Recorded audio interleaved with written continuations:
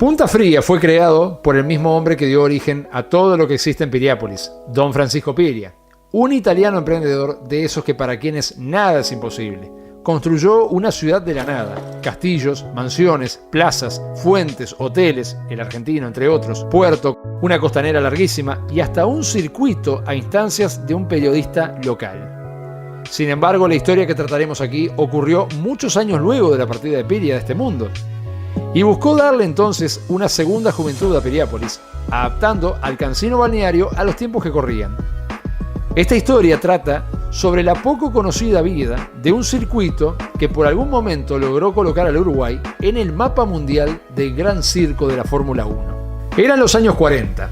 Luego de terminada la Segunda Guerra Mundial, el mundo había cambiado para siempre y en todas partes el auge de las carreras automovilísticas se vivía como una forma de festejar y dejar atrás el amargo escenario vivido durante 6 horrendos años.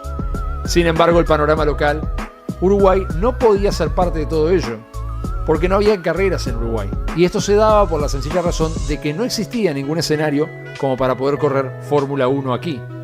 Para ese entonces ya existía la Asociación de Volantes, quien de forma desesperada venía desde hacía varios años buscando la manera de que Uruguay pasara a tener un lugar propio a donde poder disputarse competencias de nivel internacional. No era algo fácil de conseguir, porque existían varios problemas grandes al momento de encarar algo así.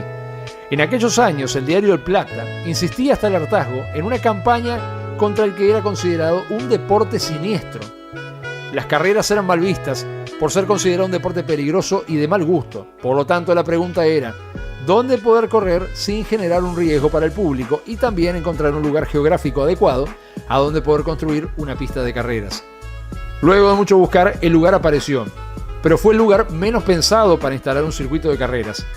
Y sería gracias a la propia gente de Piriápolis que se ofrecían a que la nueva pista fuera instalada en dicho balneario, ya que entendían que este deporte podía constituir un motivo de atracción turística.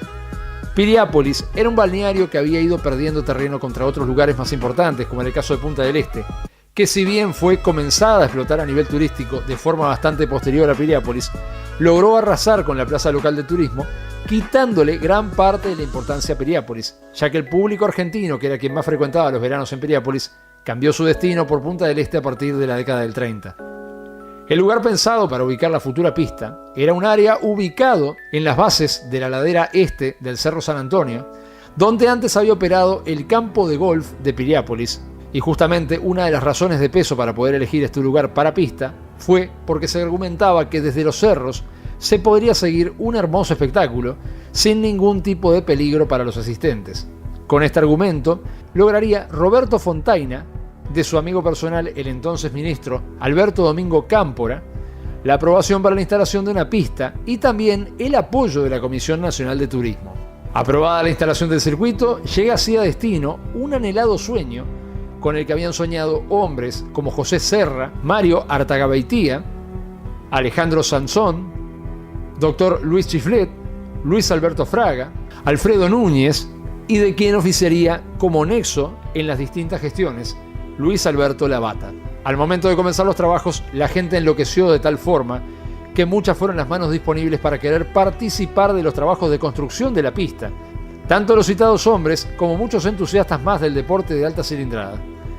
En 7 meses se diagramó la pista, los boxes, las tribunas y en Europa comenzaron los contactos para la venida de los haces mundiales. Pero este aquí que quien diseñó el futuro circuito no era ningún desconocido, sino que el padre de la futura pista de Piriápolis era nada más ni nada menos que el maestro y leyenda del automovilismo mundial, el señor Juan Manuel Fangio, de nacionalidad argentina. El recorrido estaba completamente bituminizado, tenía una longitud total de 2.350 metros, entre 12 y 14 metros de ancho según la zona, y su recorrido respondió al propósito de equilibrar la capacidad de los volantes con la potencia en aumento de las máquinas que competirían. Era un circuito único en América del Sur, contaba con una larga recta de 800 metros que daba ventaja a las máquinas más potentes, pero en la sinuosidad acentuada de las horquillas sacaban ventaja a los mejores volantes, lo que lograba un excelente equilibrio para todo tipo de vehículos, equiparando sus prestaciones sin dar demasiadas ventajas a nadie. Con la pista ya construida, llegaba la hora de conseguir pilotos para la inauguración. Y así fue que se salió literalmente a golpear puertas de distintas escuderías, ya que así se trabajaba antes, cuando no existía, para bien o para mal, los Bernie Ecclestone de hoy en día, y así fueron surgiendo las confirmaciones. Un primer telegrama era como una especie de símbolo, como la confirmación de que Piriápolis, como escenario mundial, existía. Luego llegarían las respuestas afirmativas del campeón de Francia, Louis Rosier, y la del príncipe siamés Vira Borge, conocido mundialmente como Vira. Y de cada uno de aquellos inolvidables actores de la fiesta inaugural del Autódromo de Punta Fría. En Pedralbes, en la competencia final del Campeonato del Mundo, Juan Manuel Fangio, quien había diseñado el circuito, lograba su primer título mundial.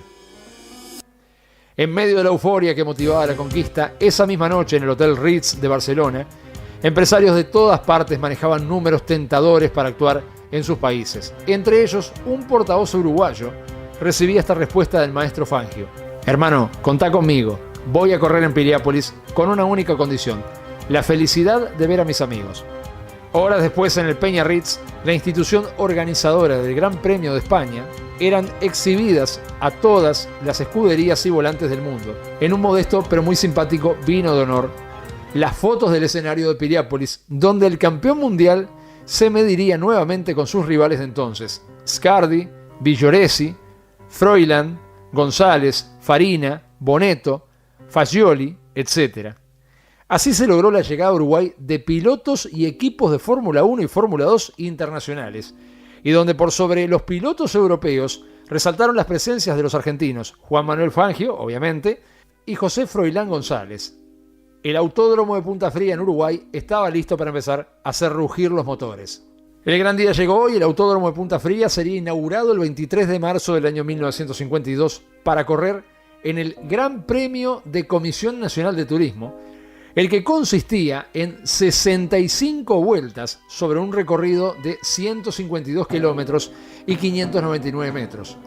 Ese día Uruguay se proyectaba hacia el automovilismo mundial corriendo los siguientes pilotos: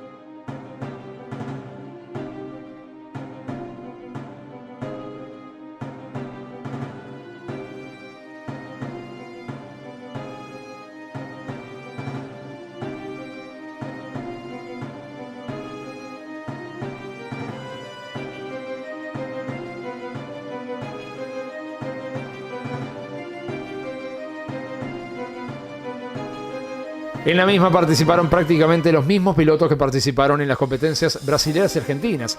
También se agregaron algunos recién llegados de Europa, como el caso de Maurice Trintignant y Louis Rosier. En la clasificación, Fangio logró la pole, seguido por Chico Landi a 2 segundos.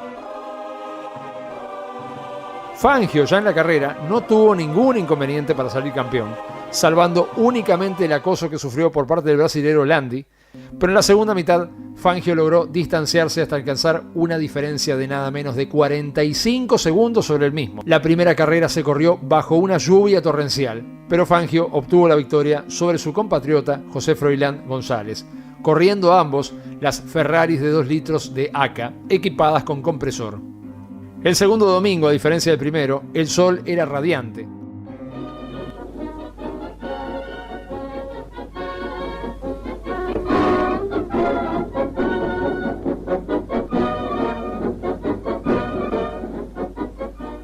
Se aprestan todos para iniciar la justa internacional. Las máquinas alineadas en los boxes, los colores internacionales de todos los países, el amarillo y azul de la Argentina, el celeste del Uruguay, el amarillo de los colores del Brasil, el rojo de los colores italianos. Todos presentan instantes antes de iniciarse la prueba momentos de verdadera emotividad que el público sigue atentamente, por cuanto dentro de algunos instantes las máquinas van a estar en la pista prontos para vivir la gran jornada. Rafa Bini da las últimas instrucciones. El señor Roberto Fontaina, director y presidente del comité ejecutivo, saluda al campeón francés Louis Rosier. Lo propio hace el presidente del Automóvil Club del Uruguay. Se va a iniciar la jornada con Juan Manuel Fangio en la delantera, seguido de Chico Landi. Charles Mendistelli está en tercer lugar. Cuarto aparece ahora el uruguayo Basé, mientras que va más atrás ahora Trintignant. Pasó Fangio en primera línea, segundo Chico Landi, tercero Charles Mendistelli, Así se van cumpliendo los primeros pasajes del circuito. Alberto Crespo encabeza el segundo pelotón.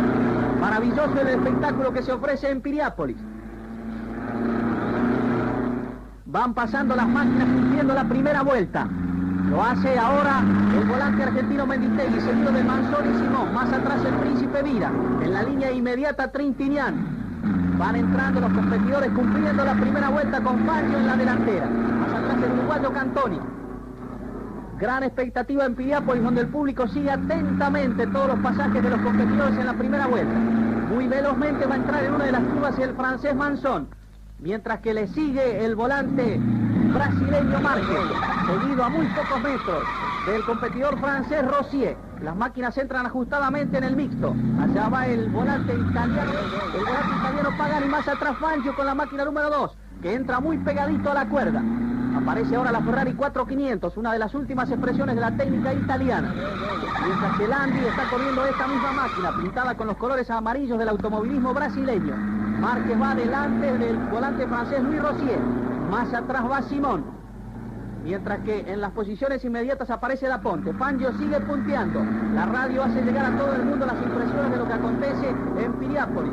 Y así va a culminar esta jornada memorable del automovilismo uruguayo, que seguramente será tenida en cuenta en todas las actividades del automovilismo mundial, porque ha sido una justa brillante que ha ganado el campeón argentino Juan Manuel Fangio. Y junto al marco maravilloso que forman el océano Atlántico y la presencia soberana de los cerros San Antonio y el Toro, la playa de Piriápolis, su frondosa vegetación y su colorido fueron testigos de un acontecimiento inolvidable.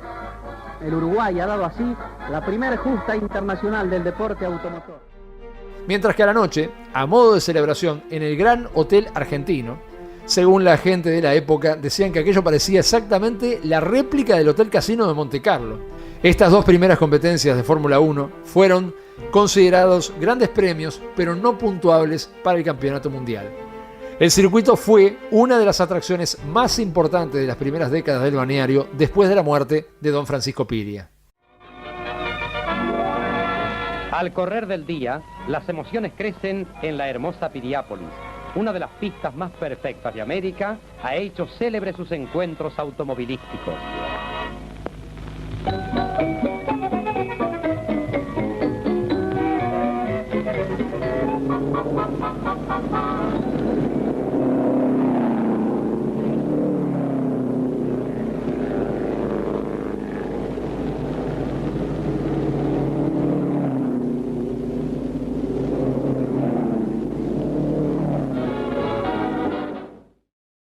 El autódromo fue escenario de múltiples competencias durante aproximadamente un lapso de 25 años, hasta se llegaron a correr en él competencias de motocicletas y un gran etcétera.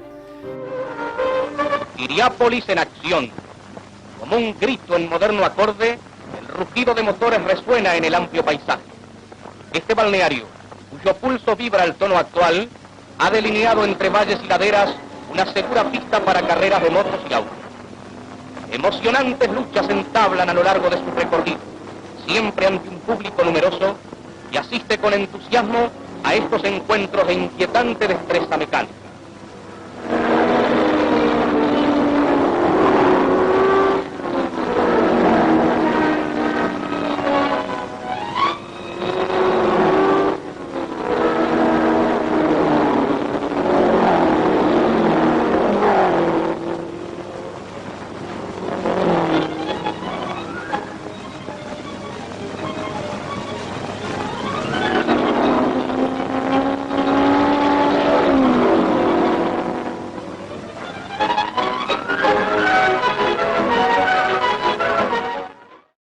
Para los años 70 la actividad decayó y el circuito quedó casi abandonado.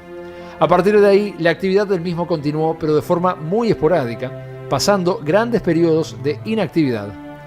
Al parecer, la última vez que se utilizó habría sido en el año 1997, cuando el señor Daniel Ripé dio la bajada de bandera para el Super Prime que ordenaba la largada en ruta del Atlántico 1997. Esa vez se sabe que, según detalla el señor Diego Vigorito, que corrieron con un Renault Clio 1.8, que según sus propias palabras, si bien el circuito aún estaba circulable, el estado general del mismo era por demás desastroso, expresándose que la parte del curbón y los mixtos ya eran de tierra, quedando el bitumen únicamente en la recta principal. Luego de eso, simplemente silencio. Los motores se callaron para no volver a rugir. Los tiempos de gloria, cuando sobre el asfalto corrían poderosas Ferraris, Lancias, Maseratis y demás, habían quedado muy, muy atrás. El abandono terminó por arruinar por completo el trayecto de la pista.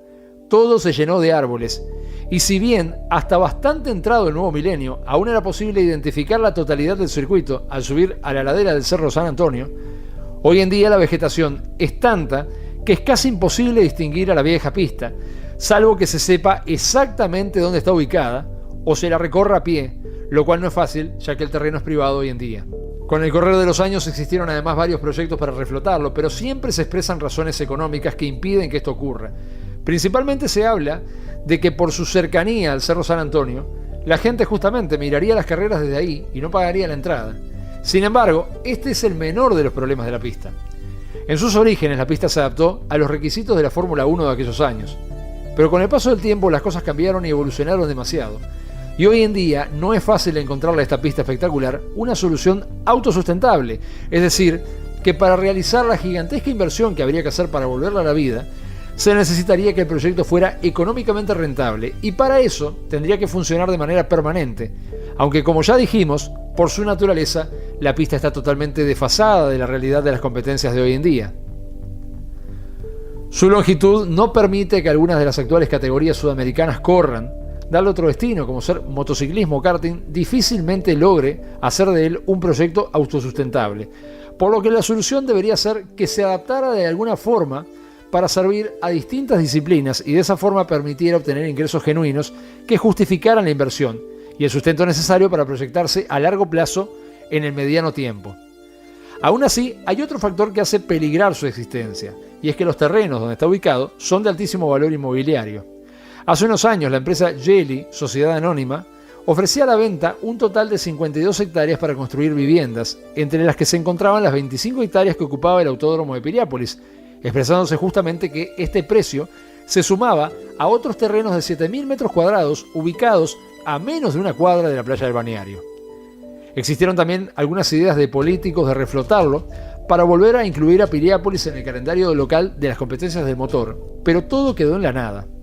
Y para el año 2020, una propuesta realizada en septiembre de dicho año buscaba transformar a toda la zona donde se encontraba el autódromo en una propuesta urbanística, construyendo un nutrido condominio de viviendas, pero respetando la traza del circuito, transformándolo en una calle para la circulación de los vehículos de los habitantes del lugar.